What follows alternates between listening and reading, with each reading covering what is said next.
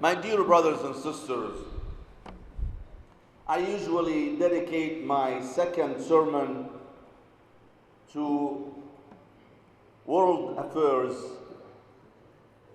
particularly those affairs pertaining to the Muslim community, whether in the US or elsewhere. Yesterday, France issued the Supreme Court in France issued a decree banning what is now known as the Burkini. Let me explain to you what Burkini is. Burkini it's a swimming suit that some ladies put on, and basically it covers the entire body, as to help Muslim ladies wishing to swim, to fulfill their wish to swim, yet it protects them from exposing their bodies before other people. So, in France, lately, they decided to ban the Burkini. I want to leave you here for a second and go back to another subject.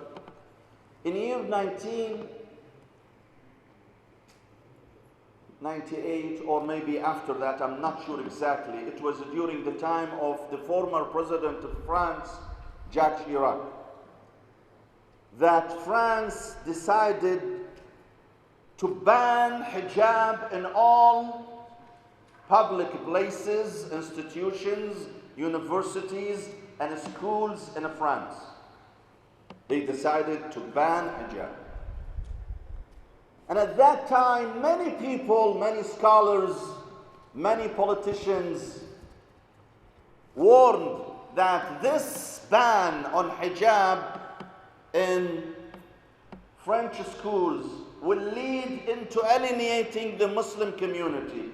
If it does, it will further alienate the Muslim community, and it will radicalize their children and the new generation. When a Muslim in France sees his mother cannot go to school, she cannot go to the university, his sister cannot go to the university, she cannot go to school because of her hijab, what do you expect him to do? Of course, he will be radicalized. We said that 15 years ago. Indeed, I myself sent a letter to President Jacques Chirac protesting that decision, and he did send an answer that this is something that our National Assembly decided and I cannot do much about it. Now what happened? 15 years later, now France is harvesting the seed it planted by radicalizing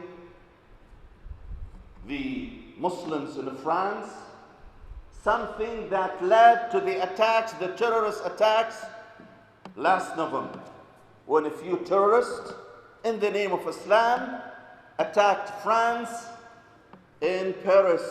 Over 137 people were killed. So the end result of the French government pressuring Muslims, banning hijab in France, is leading into further radicalization of Muslims in France. And it is backfiring at the French government. And by the way, this is the hypocrisy. France claims to be the mother of freedom in Europe. It is the land in which the French Revolution took place in 1779. A revolution that brags about promoting human rights, religious freedoms, etc., etc. Now the same country, the same government that claims to be a pioneer in promoting freedom is suppressing the freedom, religious freedom of Muslims in France. And by the way, 10% of population of France are Muslims.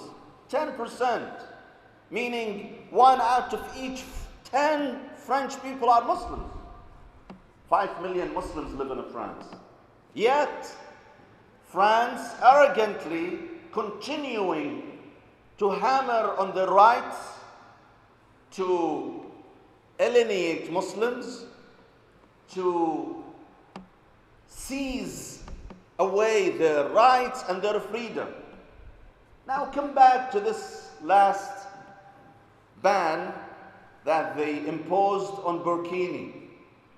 When Muslim women in France find themselves besieged, that they even don't have the right to go to the beach and swim while covering themselves, what do you expect some Muslims to do?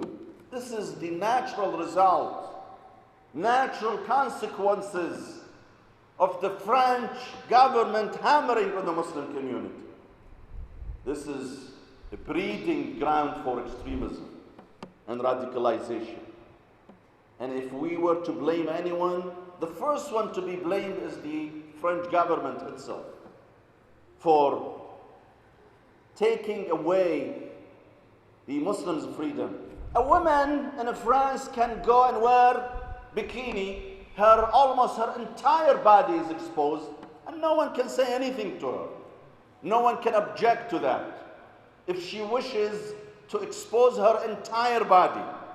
But if a Muslim woman wanted to cover her body out of modesty, she is being punished, penalized, and given a fine. Is that fair? In a country that claims to be a pioneer in protecting people's rights? The irony is, every time there is something in Afghanistan, in Iran, in Pakistan, the first to condemn is the France.